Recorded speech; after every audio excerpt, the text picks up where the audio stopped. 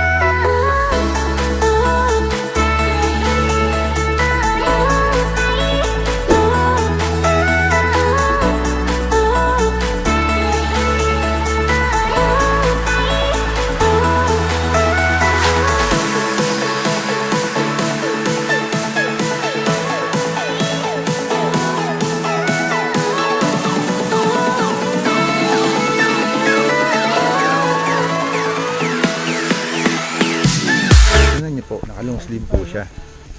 Nangingitim tayo mga idol ko. Kaya kailangan natin ganun. Sayang naman yung ating quarantine papapapte. So, ito. Tuturuan ko kayong pamili ng kalamansi kung ano yung puputihin. At wala dito. Basta yung mga ganito, yan, quality yan. Kaya kuha nyo na yan. Ma'am, galing mo pala dyan ah. Hindi ko naman. May marunong yan. Huwag po kayong maingay ha. Huwag niyo pong itatag yung may-ari. Sige. Kailangan natin magtago.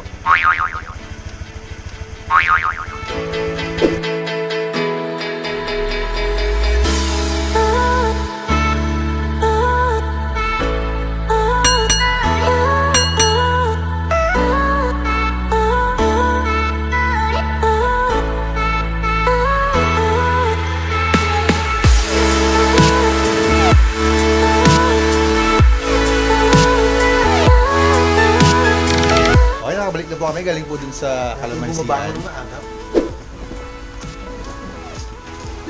Yeah. Ang dami po, di ba? At piling-pili po yung kanya. Wala po talagang hinog. Ito naman yung nakuha ko. Puro siyang hinog. Kasi titigyan na namin siya. Gagawin namin juice. Ito mga kinukuha ni Sir Kim. At meron pa siyang Tayabas.